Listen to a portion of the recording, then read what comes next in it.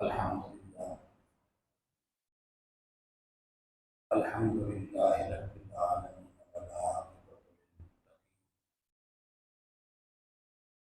والصلاة والسلام علی سیدنا ومولانا وشفیعنا وحبیبنا ورحیمنا وکریمنا ومعیننا ومغیثنا ومولانا سیدنا ومولانا محمد وعلى آلہ الطیبین الطاہرین وأصحابہ الہادین المہدیین وأولیاء أمته وعلماء ملته وسائر أمته أجمعين. أما بعد فأعوذ بالله من الشيطان الرجيم. بسم الله الرحمن الرحيم. إن الله يحب الذين يقاتلون في سبيله صفا كأنهم بنيان مرصوص. صدق الله العظيم. إن الله وملائكته يصلون على النبي يا أيها الذين آمنوا صلوا عليه وسلموا تسليما. الصلاة والسلام عليك يا سيدي يا رسول الله وعلى آلك وأصحابك يا سيدي يا حبيب الله. والصلاة والسلام عليك يا سيدي يا إمام القبلتين وعلى آلك وأصحابك يا سيدي يا جد الحسن والحسين.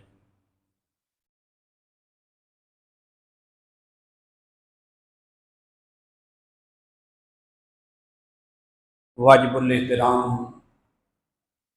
محترم و مکرم سامعین حضرات، آج کا ہمارا موضوع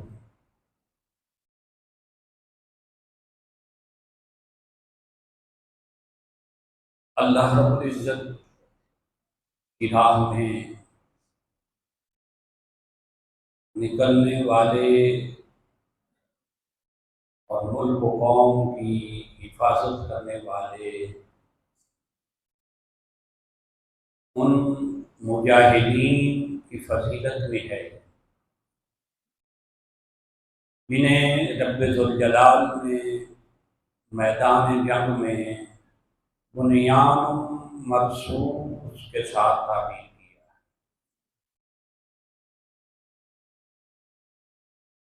اللہ رب العزت ارشاد فرماتا ہے ان اللہ یحب الذین یقاتلون فی سبیلہ. بے شک اللہ رب العزت کو وہ بندے بہت پسند ہیں، اللہ ان سے محبت کرتا ہے. یقاتلون فی سبیلہ، جو اس کے راستے میں قتال کرتے ہیں، جہاد کرتے ہیں. کیسے قتال اور جہاد کرتے ہیں؟ صفاً کأنہم بنیان مرصوص،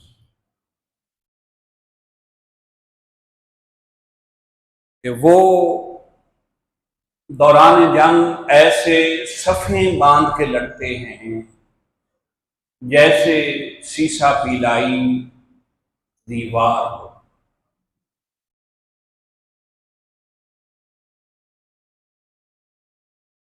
قرآن مجید فرقان حمید نے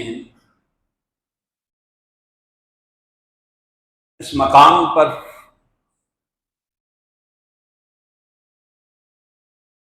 اللہ رب العزت کے راستے میں لڑنے والے مجاہد کی ایک قلبی کیفیت بیان کی ہے کہ جب وہ جہاد کے لیے نکلتا ہے، اللہ کے راستے میں قتال کے لیے نکلتا ہے، تو دشمن کے سامنے ایسی صف باندھ کر کھڑا ہو جاتا ہے گویا وہ سیسا پیلائی دیوار ہے۔ اب اس آیت کریمہ میں دو لفظ جو ہیں وہ قابل غور ہیں، ایک لفظ صف اور ایک بنیان مرصوص۔ صف کسے کہتے ہیں؟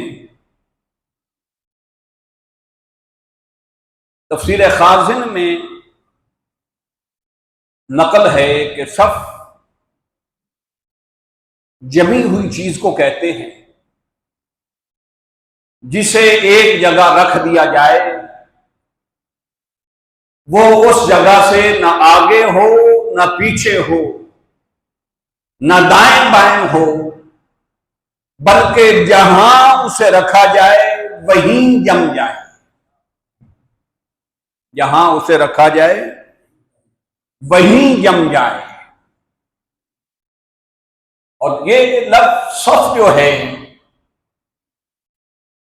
یہ بنیان مرصوص کا مفہوم اسی سے واضح ہوتا ہے کہ اگر صف کا معنی سمجھ آ جائے کہ صف کسے کہتے ہیں، یعنی ایسی چیز جو اپنی جگہ جم جائے، اب وہ اسے ہٹانے سے یا ہلانے سے وہ اپنی جگہ سے نہ ہٹے نہ ہلے۔ اسی کی تعبیر رب ذوالجلال نے آگے فرمائی، تشریح فرمائی، کأنہم بنیان مرصوص، ایسی جمی ہوئی صف ہے گویا اس دیوار کی طرح ہو جاتی ہے جس میں لوہا یا پیتل پگھلا کے ڈالا گیا۔ اس کی مثال قرآن مجید فرقان حمید کے ایک اور مقام سے بھی ملتی ہے۔ سورہ الکہف میں حضرت ذوالقرنین نے جب وہ دیوار تعمیر کی تو اس کا ذکر بھی قرآن مجید میں ہے۔ قال ما مکنی فیہ ربی خیر فاعینونی بقوۃ اجعل بینکم وبینہم ردما آتونی زبر الحدید حتی اذا ساوی بین الصدفین قال انفخوا حتی اذا جعلہ نارا آتونی افرغ علیہ قطرا فما استطاعوا ان یظہروہ وما استطاعوا لہ نقبا۔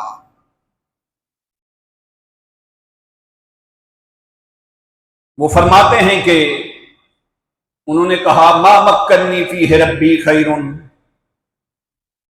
اللہ رب العزت نے مجھے جو ان پر غلبہ دیا ہے، بادشاہی دی ہے، وہ خیر ہے، بہتر ہے۔ فَأَعِینُونِی بِقُوَّةٍ، پس تم طاقت کے ساتھ، قوت کے ساتھ میری مدد کرو۔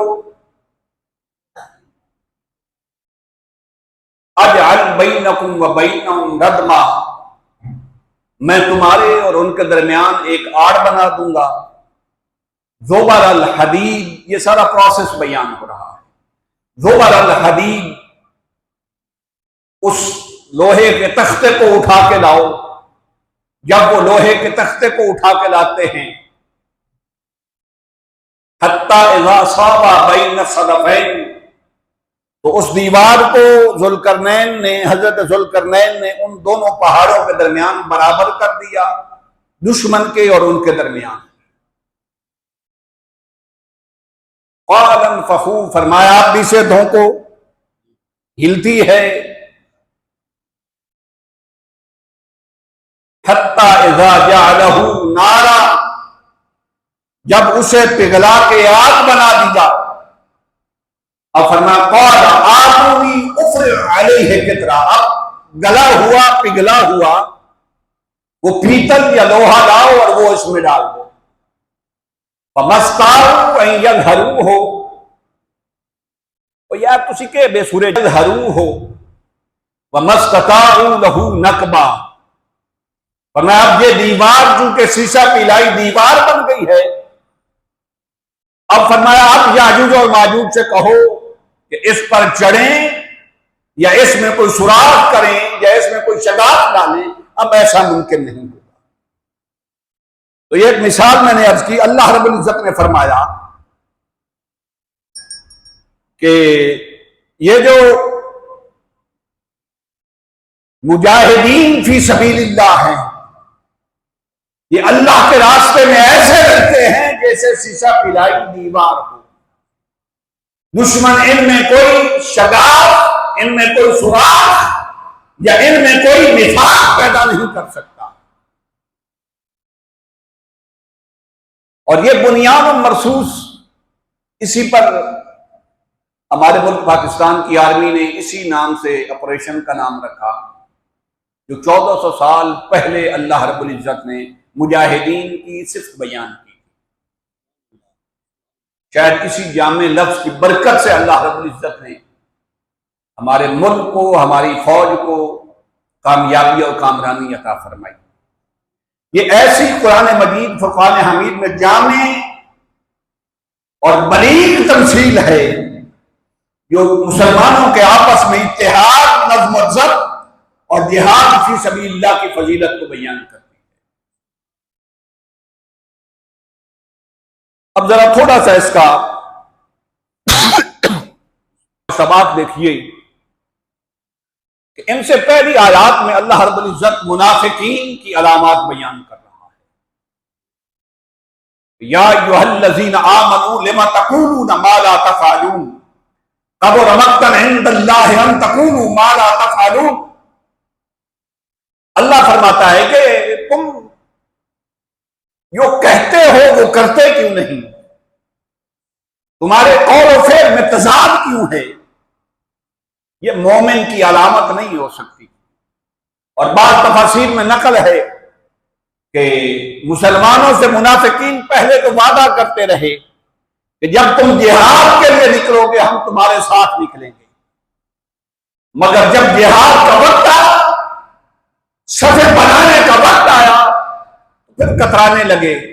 اللہ رب العزت نے فرمایا کہ اے منافقو، جو تم کہتے ہو وہ کرتے نہیں، میرے راستے میں جہاد کرنے والوں کی علامت اور نشانی یہ ہے کہ صفن کانہم بنیان مرصوص، جب وہ میرے راستے میں نکل پڑے تو پھر وہ ایسے سب بنا کے کھڑے ہوتے ہیں جیسے شیشہ پر پلائی دیوار ہے۔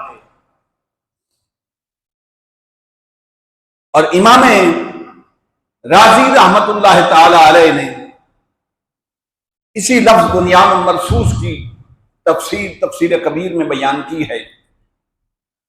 وہ فرماتے ہیں کہ اس لفظ صف بندی اور بنیان مرصوص سے اللہ رب العزت نے اتحاد کی، مسلمانوں میں اتحاد کی فضیلت بیان کی ہے اور جہاد میں نظم و ضبط کو محبوب قرار دیا۔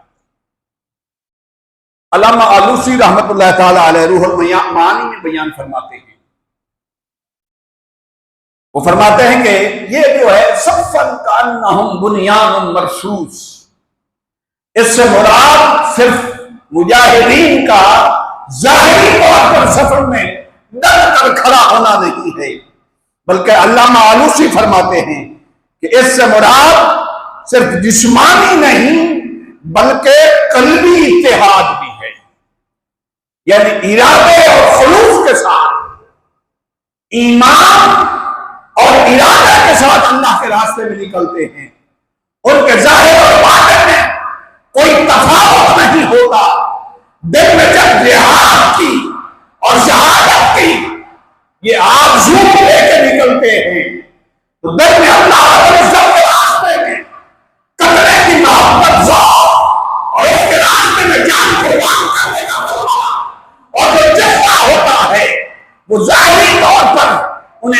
شیشہ پلائی دیوار بنا دیتا ہے کہ وہ چلتے بھی ہوں تو ہزار ہار دشمنوں کے سامنے شیشہ پلائی دیوار کی طرح ڈٹ کے کھڑے ہوتے ہیں۔ اور علامہ اقبال رحمت اللہ علیہ نے اسی طرف اشارہ کیا ہے کہ مومن کی علامت یہ ہے کہ اس میں قوت ایمانی اور قوت عسکری دونوں جمع ہوتی ہیں۔ وہ ایمان میں بھی مضبوط ہوتا ہے، جب جہاد کے لیے نکلتا ہے تو قلبی اتحاد کے ساتھ، خلوص کے ساتھ، نیت کے اخلاص کے ساتھ اس کی محبت میں نکلتا ہے، اور فرمایا پھر اس کی عسکری قوت بھی مضبوط ہوتی ہے۔ اس لیے علامہ اقبال رحمت اللہ علیہ نے اسی بنیاد مرصوص کی تشریح بیان فرمائی ہے کہ کافر ہے تو شمشیر پہ کرتا ہے بھروسہ، مومن ہے تو بے تیغ لڑتا ہے سپاہی، اور شہادت ہے مطلوب و مقصود مومن، نہ مال غنیمت نہ کشور کشائی۔ اور علامہ اقبال رحمت اللہ علیہ آگے ارشاد فرماتے ہیں کہ دو نیم ان کی ٹھوکر سے صحرا اور دریا سمٹ کر، ان کی ہیبت سے سمٹ کر صحرا ان کی ہیبت سے رائی۔ علامہ اقبال فرماتے ہیں کہ مومن کی یہ شان ہے کہ جب وہ اللہ رب العزت کے راستے میں نکلتا ہے تو پھر وہ تیر و تلوار پر زیادہ بھروسہ نہیں کرتا، وہ بھروسہ اپنے جذبہ ایمان پہ کر کے اور اللہ رب العزت کی عطا کردہ طاقت میں کر کے نکلتا ہے۔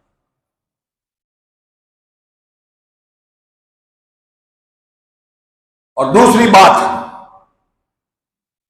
جب مومن اللہ رب العزت کی خاطر نکلتا ہے تو رب ذوالجلال پھر ان مومنین کی شان اسی طرح بیان فرماتا ہے کہ میں ان لوگوں سے محبت کرتا ہوں جو میری محبت کی خاطر اسلام اور میرے دشمنوں سے ڈٹ کر مقابلہ کرتے ہیں، وہ میرے ساتھ ایسا سودا کرتے ہیں۔ ان اللہ اشتری من المؤمنین انفسهم واموالهم بأن الجنہ، وہ جب گھر سے نکلتے ہیں تو اپنے جان و مال میرے سپرد کر کے نکلتے ہیں، وہ جان اور مال کا سودا میرے ساتھ جنت سے کرتے ہیں۔ جب وہ گھر سے نکلتے ہیں تو مال اور جان میرے سپرد کرتے ہیں اور میں انہیں جنت اس کے بدلے میں عطا کرتا ہوں۔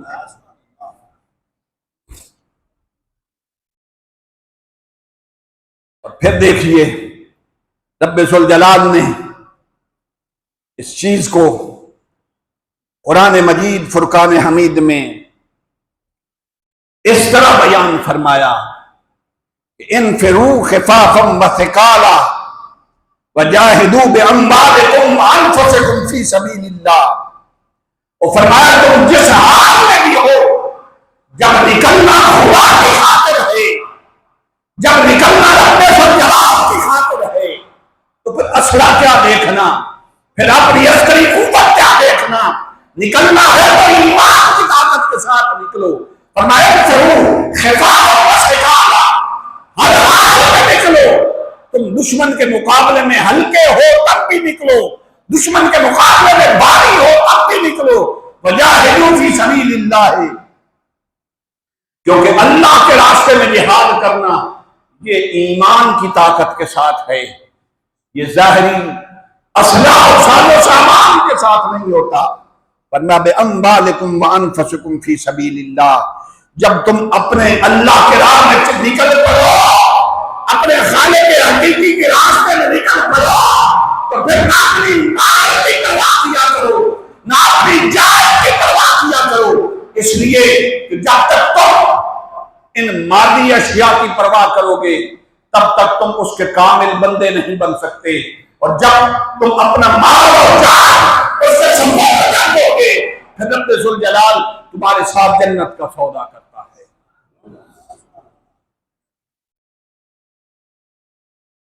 حضرت قتادہ رضی اللہ تعالیٰ عنہ سے روایت ہے، آپ فرماتے ہیں کہ آقا علیہ الصلوۃ والسلام نے فرمایا کہ کیا تم نے کسی عمارت بنانے والے کو دیکھا ہے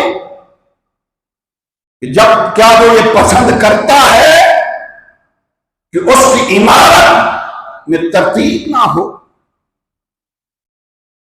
جب عمارت تعمیر کرتا ہے تو وہ پتھر کے ساتھ پتھر جوڑ کر، اینٹ کے ساتھ اینٹ جوڑ کر، وہ اس دیوار کے اجزاء کے درمیان وہ اتحاد و ضبط پیدا کرتا ہے، اور جب وہ دیوار کھڑی ہو جائے تو دیوار بنانے والا یہ نہیں چاہتا کہ اس کی دیوار، بنائی ہوئی دیوار کے درمیان کوئی شگاف ہو، کوئی سوراخ ہو، کوئی دراڑ پڑ جائے۔ فرمایا تم جب اللہ کے خاطر نکلتے ہو تو اللہ بھی تمہیں ایسے دیکھنا چاہتا ہے کہ تم شیشہ پلائی دیوار کی طرح اس کے دشمنوں کے سامنے کھڑے ہو۔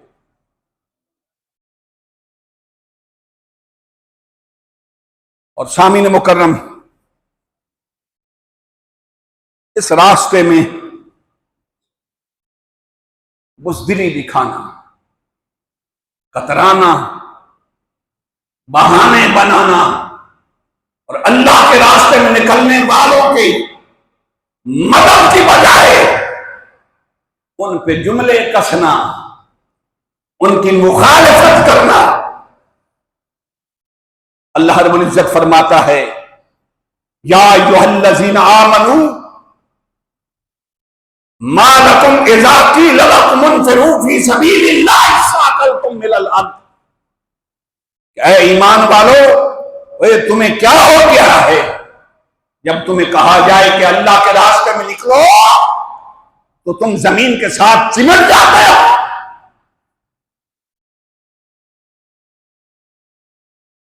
وہ رب ذوالجلال اس آیہ کریمہ میں اپنے راستے پہ نکلنے والے مجاہدین کی جہاں فضیلت بیان کرتا ہے، وہاں جہاد سے کترانے والوں اور جہاد پر نہ جانے والوں کا جو انجام ہے اس کو بھی بیان کرتا ہے۔ فقہائے کرام فرماتے ہیں کہ جو شخص جہاد سے منہ موڑے یا اپنے وطن اور اسلام کی افواج کی مخالفت کرے تو فرماتے ہیں کہ وہ فاسق تو پکا ہے، قریب اس کے ہے کہ اگر وہ اس بات پہ ڈٹا رہے تو اللہ رب العزت اسے دین سے نکال دے، وہ مرتد ہو جائے۔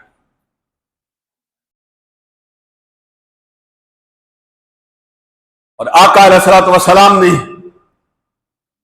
حدیث پاک میں ارشاد فرمایا، میرے آقا نے، کہ دشمن کے سامنے ڈٹ جانا اپنے حقوق کی خاطر، اپنے ملک کی حفاظت کی خاطر، اپنے ملک کے باسیوں کی خاطر، اور ان پر ہونے والے ظلم و ستم کو دیوار بن کر روکنا۔ رب ذوالجلال فرماتا ہے ان الاذن للذین یقاتلون بانہم ظلموا وان اللہ علی نصرہم لقدیر۔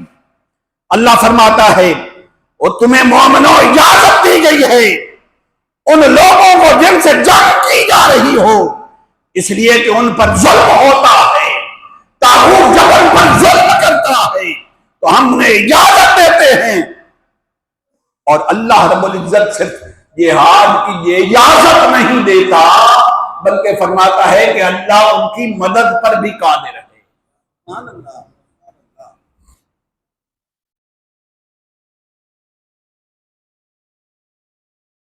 بخاری شریف میں آقا علیہ الصلوۃ والسلام نے ارشاد فرمایا من قتل دون مالہ فہو شہید۔ آقا علیہ الصلوۃ والسلام نے فرمایا جو اپنے مال کی حفاظت میں قتل کیا گیا وہ شہید ہے۔ ومن قتل دون دمہ فہو شہید، جو اپنے خون اور جان کی حفاظت میں قتل کیا گیا وہ بھی شہید ہے۔ حفاظت اپنی کرنی ہے، حفاظت اپنی کرنی ہے۔ فرمایا من قتل دون دینہ فہو شہید، جو شخص دین کی خاطر قتل کیا گیا وہ بھی شہید ہے۔ ومن قتل دون اہلہ فہو شہید، جو اپنے اہل و عیال کی حفاظت میں قتل کیا گیا وہ بھی شہید ہے۔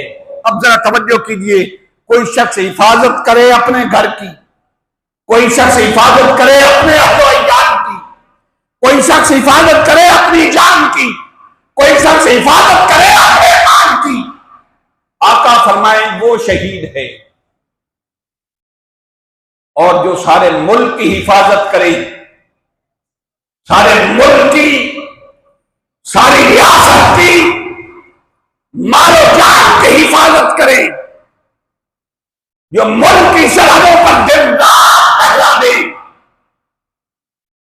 ہم سوئے ہوتے ہیں، وہ رات کو بیدار ہو کر ہماری سرحدوں پر پہرا دیتے ہیں۔ اللہ رب العزت انہیں کیا مقام عطا فرمائے گا؟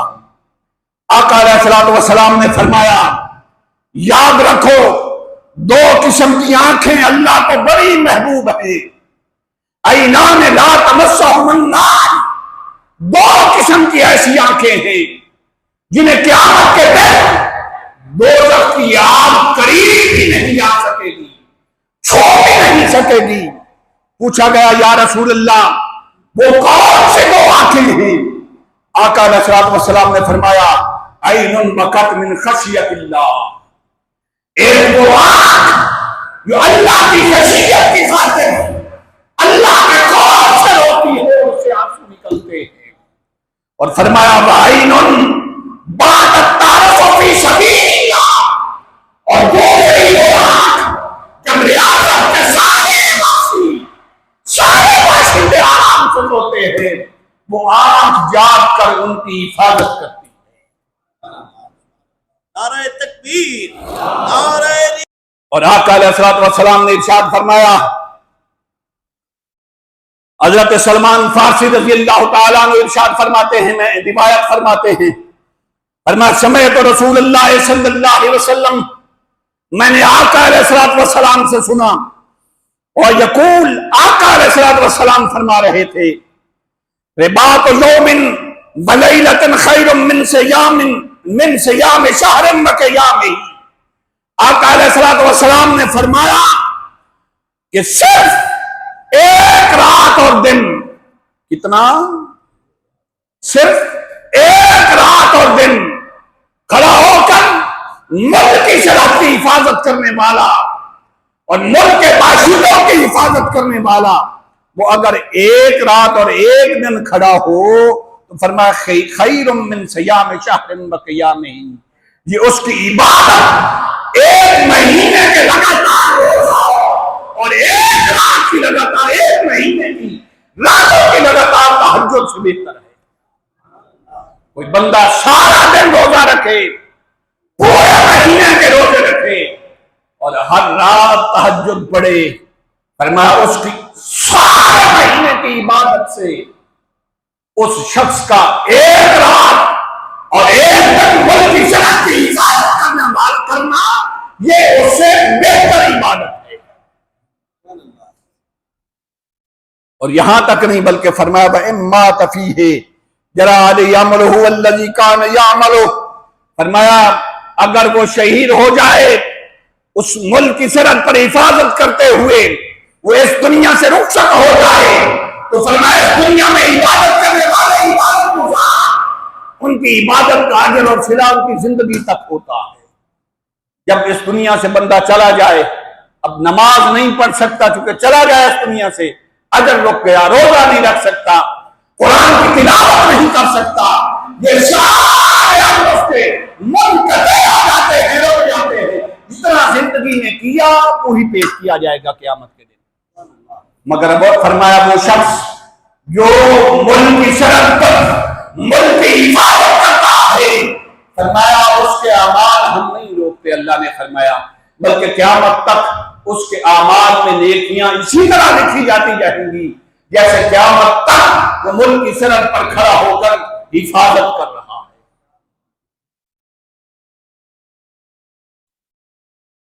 فرمایا وَأُجْرِيَ عَلَيْهِ رِزْقُهُ، فرمایا اس کا رزق جو ہے، اس کی نیکیاں جو ہیں وہ قیامت تک بڑھاتے رہے گا اللہ رب العزت۔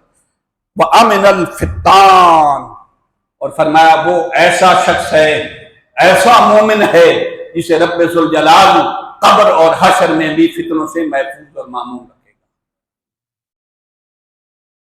پھر آقا علیہ الصلوۃ والسلام نے ارشاد فرمایا من قاتل فی سبیل اللہ من رجل مسلم فواق ناقۃ وجبت لہ الجنہ۔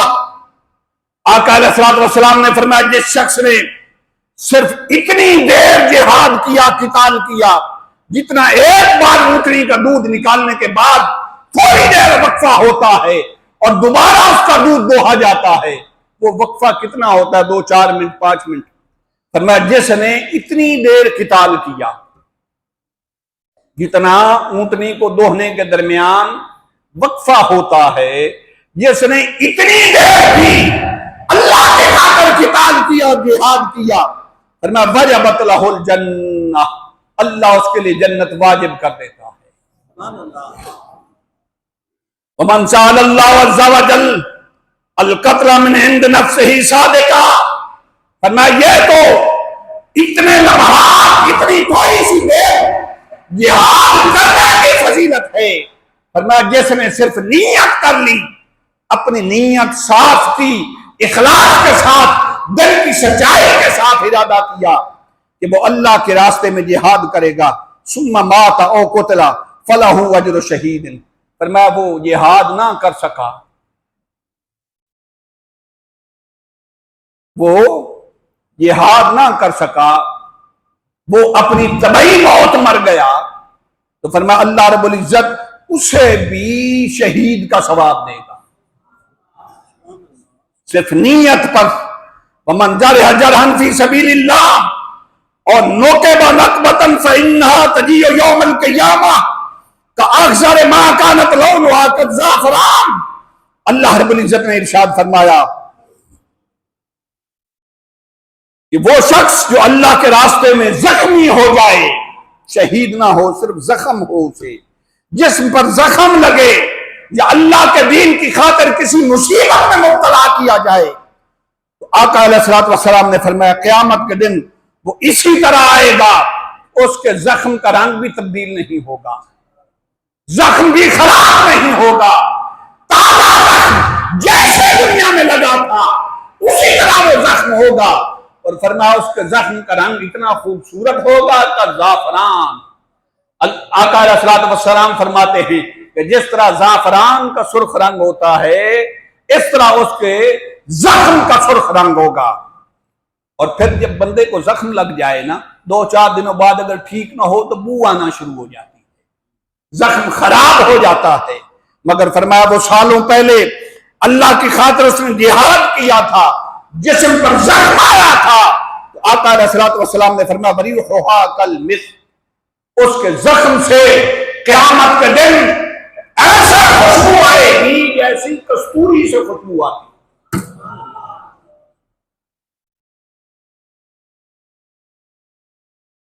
اور آقا علیہ الصلوۃ والسلام نے فرمایا ومن جرح جرحا فی سبیل اللہ فعلیہ تابع الشہداء، فرمایا جو شخص اللہ کے راستے میں زخمی کر دیا گیا، فرمایا اس پر شہادت کی مہر لگ جاتی ہے، شہید نہ بھی ہو تو اس پر شہادت کی مہر لگا دی جاتی ہے اور اسے قیامت کے دن شہیدوں کی صف سے اٹھایا جاتا ہے۔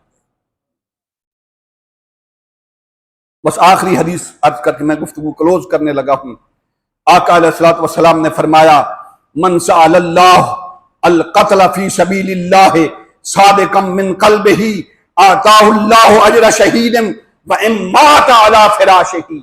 آقا علیہ الصلوۃ والسلام نے فرمایا کہ جس نے اللہ کے راستے میں جہاد کرنے کی دعا کی، اللہ سے مانگا کہ مالک میں تیرے راستے میں جہاد کروں، غازی یا شہید بنوں، تو آقا علیہ الصلوۃ والسلام نے فرمایا صادقا من قلبہ، فقط شرط اتنی ہے وہ دل کی سچائی کے ساتھ، صرف دل کی سچائی کے ساتھ دعا کرے، لوگوں کو دکھانے کے لیے نہیں۔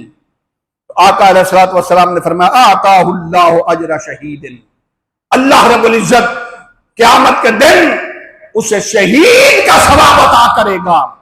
اور کتنے پیارے حدیث کے الفاظ، فرمایا وَإِن مَّاتَ عَلَىٰ فِرَاشِهِ، آقا علیہ الصلوۃ والسلام نے فرمایا اگرچہ وہ اپنے گھر اپنے بستر پر فوت ہوا، اللہ رب العزت قیامت کے دن اسے شہید کا اجر و ثواب عطا فرمائے گا۔ تو سامعین مکرم، اللہ رب العزت کا لاکھ لاکھ شکر ہے، اس نے ایک بار پھر ہماری افواج کو ہمارے ملک کی حفاظت میں کامیاب کیا۔ اللہ رب العزت نے ہمارا بھرم بھی رکھا، ہمارا شرم بھی رکھا۔ ایک کمزور ملک تھا اور دشمن کے مقابلے میں بہت کم تعداد میں فوج بھی، اسلحہ بھی، لیکن یہ رب ذوالجلال کی عطا کردہ یارو ایمانی قوت ہے نا۔ اللہ رب العزت جب وہ ایمان کی قوت عطا کر دیتا ہے تو پھر اہل ایمان اپنے مال پر، اپنے ساز و سامان پر بھروسہ نہیں کرتے، بلکہ اقبال کہتا ہے شہادت ہے مطلوب و مقصود مومن، مال غنیمت نہ کشور کشائی۔ مومن جو ہوتا ہے وہ اللہ رب العزت کے راستے میں جب نکلتا ہے، نہ اسے مال غنیمت چاہیے ہوتا ہے، نہ اسے کوئی عزت اور نہ اسے کوئی سربلندی چاہیے ہوتی ہے، نہ اسے کوئی اقتدار چاہیے ہوتا ہے، بس اس کا مطلوب اور مقصود یہی ہوتا ہے کہ اللہ رب العزت میری جان اور مال کو اپنے راستے میں قبول کر لے۔ ہمارا بھی یہ فریضہ بنتا ہے کہ ہم اپنے ملک کی افواج کے شانہ بشانہ کھڑے ہوں۔ اچھی بات ہے 99% لوگوں نے ہماری افواج کا ساتھ دیا، مگر ظاہر ہے ہر سوسائٹی میں کچھ کمینہ خصلت لوگ ہوتے ہیں، کچھ بری عادات والے لوگ ہوتے ہیں جو ہر بات پہ انہیں اعتراض ہوتا ہے۔ میں نے عرض کر دیا کہ جو ملک کی حفاظت کرنے والوں کے خلاف پروپیگنڈا کرے، ان کے خلاف بات کرے، انہیں دل سے اچھا نہ جانے، فقہائے کرام فرماتے ہیں قریب ہے اللہ رب العزت اسے دین سے نکال دے اور وہ مرتد ہو کر مرے۔ اللہ رب العزت ہمارے مال و جان، دین اور ایمان کی حفاظت فرمائے، کیونکہ پورے ملک میں آج کا جمعہ جو ہے یہ اظہار تشکر کے طور پر منایا گیا، تو میں نے بھی سمجھا کیونکہ ہم بھی اسی ملک کے باسی ہیں، باشندے ہیں، اور آقا علیہ الصلوۃ والسلام نے فرمایا حب الوطن من الایمان، وطن کی محبت جو ہے یہ ایمان کا حصہ ہے۔ جسے اپنی دھرتی کے ساتھ پیار اور محبت نہ ہو، یار کبھی تو ہمیں اپنی کم از کم انائیں اور سیاسی وابستگیاں چھوڑ کر اپنے دین اور ملک کا بھی سوچنا چاہیے۔ ملک ہے تو سیاست بھی ہے، جماعتیں بھی ہیں، اور ملک سے اوپر دین ہے تو پھر سیاست بھی ہے، جماعتیں بھی ہیں۔ اگر دین کی ہمیں حفاظت کی جو ہے وہ ذمہ داری جو اللہ نے عطا فرمائی وہ پوری نہیں ہوئی، ملک کی حفاظت کی ذمہ داری ہم سے پوری نہ ہو تو سیاست کو ہم نے آگ لگانی۔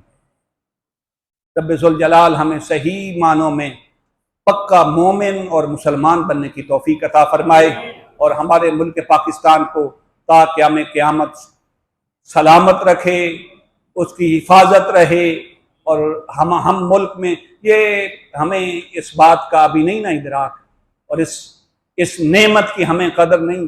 وہ کبھی کوئی فلسطین اور مقبوضہ کشمیر میں جا کر ان سے پوچھے نا کہ مسجد میں نماز پڑھنی کتنی مشکل ہے، اللہ کا نام لینا کتنا مشکل ہے۔ کوئی مقبوضہ کشمیر میں جا کے پوچھے نا گائے کی قربانی کرنی کتنی مشکل ہے، پھر آپ کو اندازہ ہو کہ اللہ نے پاکستان کتنی بڑی نعمت ہمیں عطا کی، جس میں ہم آزادی کے ساتھ اس کی بارگاہ میں سربسجود ہو سکتے ہیں، آزادی کے ساتھ اس کی بارگاہ میں سجدے کر سکتے ہیں، عبادت کر سکتے ہیں، اپنی اسلامی روایات پر اور اسلامی اقدار پر عمل کر سکتے ہیں۔ یہ بہت بڑی نعمت ہے جسے رب ذوالجلال نے ہمیں عطا کیا۔ اللہ رب العزت ہمیں اس کی محبت بھی عطا فرمائے اور اس کی حفاظت بھی فرمائے۔ وآخر دعوانا ان الحمد للہ۔